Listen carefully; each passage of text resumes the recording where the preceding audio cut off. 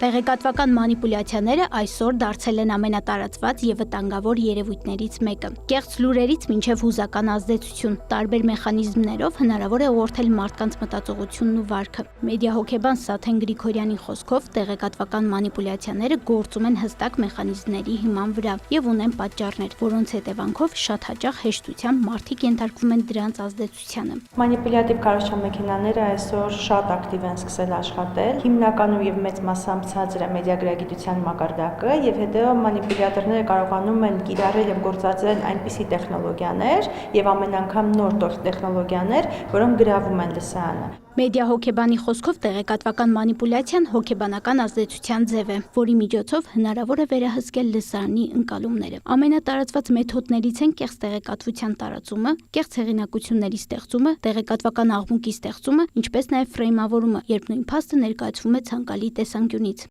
Այս պահին ամենաշատ եւ ակտիվ կիրառվող մանիպուլյացիաները էմոցիոնալ մանիպուլյացիաներն են, որոնք կարողանում են մարդկանց մոտ առաջացնել հուզական որոշակի երանգներ, զայրույթ, շոկ, երջանկություն, ուրախություն եւ այլն, որոնց տրվելով մարդիկ հուզական ֆոնին տրվելով չեն կարողանում միանգամից հասկանալ կոնտեքստը։ Արդյունքում մանիպուլյացիան իդեալական ձևաչափով աշխատում է, իսկ մանիպուլյատորները կարողանում են հասնել այն ամենին, ինչ նպատակ որ հետապնդել են։ Հուզական ազդեցության վրա հիմնված մեխանիզմները լայնորեն կիրառվում են նաև կիբերհանցագործությունների ընթացքում։ Մարդը հաճախ հայտնվում է սթրեսային իրավիճակում, սահմանափակ ժամանակում որոշում կայացնելու ընտրության առաջ, ինչն էլ մեծացնում է սխալվելու հավանականությունը։ Հուզական մանիպուլյացիայի համար մարդուն պետք է տրվի շատ քիչ ժամանակահատված, օրինակ դուք ունեք ընդամենը 1 րոպե ժամանակ տվյալ լինքը լրացնելու համար, այլապես այն կսպառվի,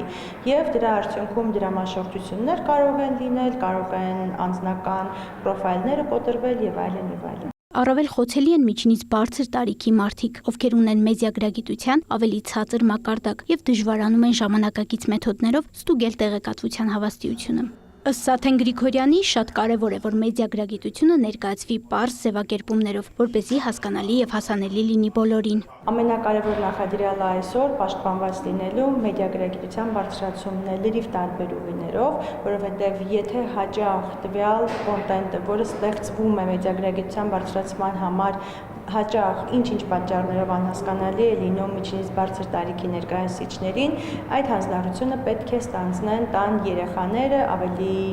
փոքր սերնդի ներկայացուցիչները, որոնք կարող են առօրյա խոսակցական բառերով իրենց ծնողներին, հարազատներին, տատիկ-պապիկներին բացատրել եւ մեկնաբանել ինչի մասին է խոսքը եւ անընդհատ հիշեցնել, թե տվյալ պահի եւ տվյալ ժամանակահատվածի համար ինչ մանիպուլյացիաներ են գործում։ Պետք է հիշել, մանիպուլյացիաները գործում են արագ, բայց դրանց ազդեցությունից խուսափելը սկսվում է մեկ քայլից՝ կասկածել եւ ստուգել։